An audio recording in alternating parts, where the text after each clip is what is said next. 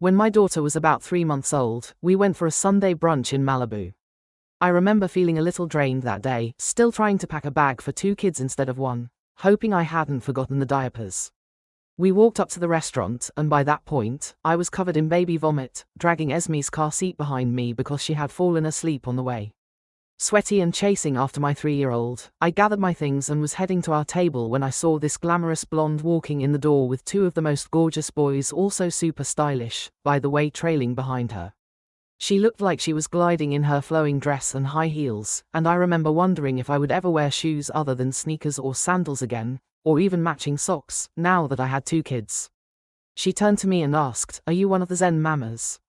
I'm sure my jaw dropped because our website had only launched a few months ago, and I knew it was Rachel Zoe because I had been following her for years as a stylist and designer.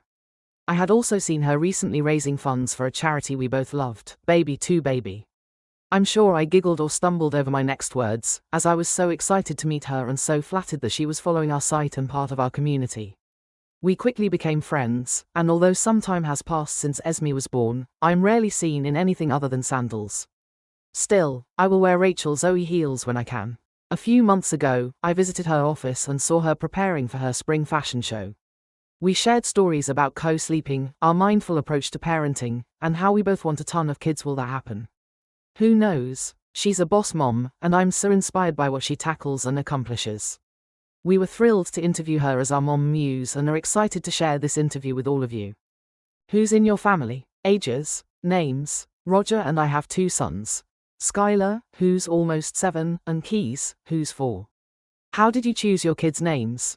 Honestly, it was one of the toughest decisions because it's such a permanent thing, and I'd only ever chosen girl names. For both my boys, I chose different names right up until the day before their births, and now I can't imagine anything else. It's like they became their names. I knew I wanted to name Skylar after my great-aunt Sylvia and my mother-in-law Marilyn, both of whom passed away when I was first pregnant. Also, I've always drawn inspiration from nature in my work and life. I remember when I was pregnant, looking up at the sky, feeling so peaceful and calm, and thinking I should name my son Sky, which eventually became Skylar. I wanted a name that felt timeless and endless. Then Sky was born with these huge blue eyes, and I knew it was the right choice.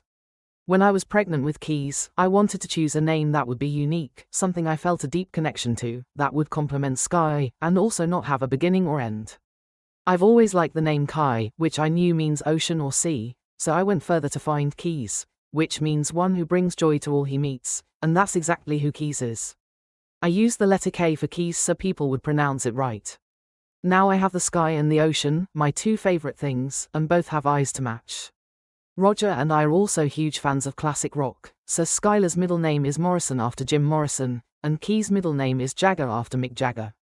Between being a mom, running Rachel Zoe, your Zoe report, and your clothing line, you've got a lot going on.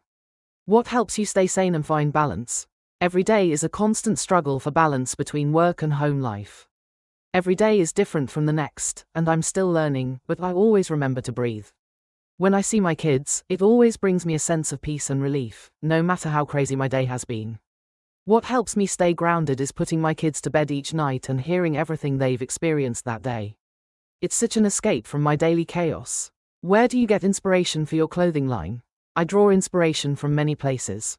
I've always had a strong creative connection to nature and the outdoors.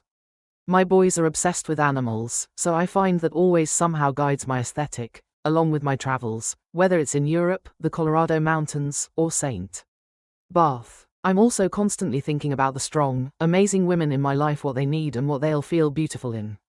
It's always so nice when those women, who inspired my designs, bring the clothes to life. For me, that never gets old. Additionally, the 60s and 70s decades and icons from that time will always be woven into any collection I create. The effortless glam of Brigitte Bardot and Jane Birkin will always inspire me. How do you manage to stay calm when you're literally swept up in all the Hollywood hype? I feel like I've been in this business for so long, and over time, I've realized that staying grounded is all about the people you surround yourself with. I'm very lucky to have loyal friends and colleagues. It's about finding a group of people who are honest but kind and truly supportive of you. I come from a very loving, supportive family, and I don't think I could survive in this business without them.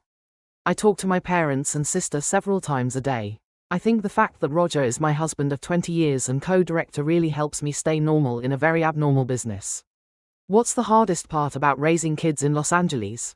In particular, here in LA, I feel like we constantly clash between natural and traditional medicine. I'm somewhere in the middle. When it comes to treating sickness, do you reach for the Tylenol or not? For the most part, LA leans toward natural healing, which I firmly believe in, but I think it's all about finding the balance that works for you. A constant challenge is trying to keep your kids grounded because raising children here can sometimes feel like living in a fantasy land. It's important to make sure your kids understand that there's so much more to see and experience out there.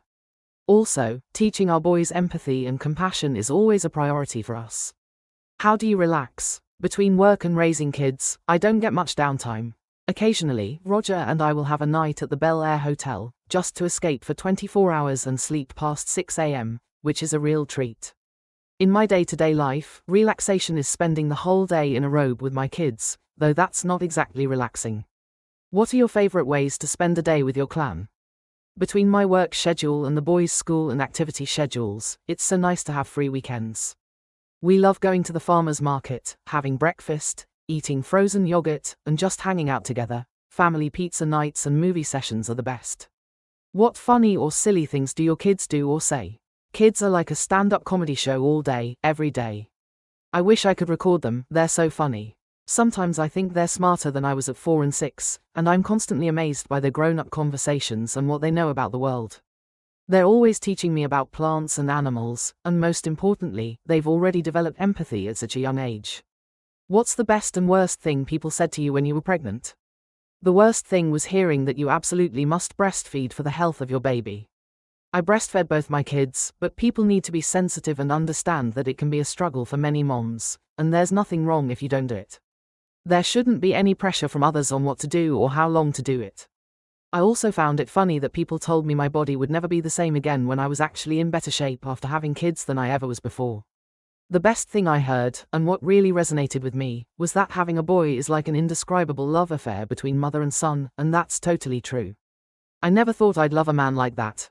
In a different way than I love my husband. What was the best and worst part of giving birth?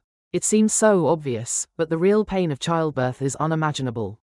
The best part is the indescribable feeling of holding your baby for the first time. It's really an out-of-body experience. The best and worst parts of childbirth happen in the same 5-minute period. What would you have liked to know before having kids? People often tell you that having a baby won't completely change your life, but it really does, in every way, and you can't fully prepare for it. No one tells you that everything you do for your kids, and your only purpose in life becomes their happiness and well-being. Your life changes forever, but in the best possible way. When you were a teenager, what did you dream of? Does it look different now? As a kid, I never liked making commitments. I imagined I wouldn't get married and would grow up to be a psychologist. 20.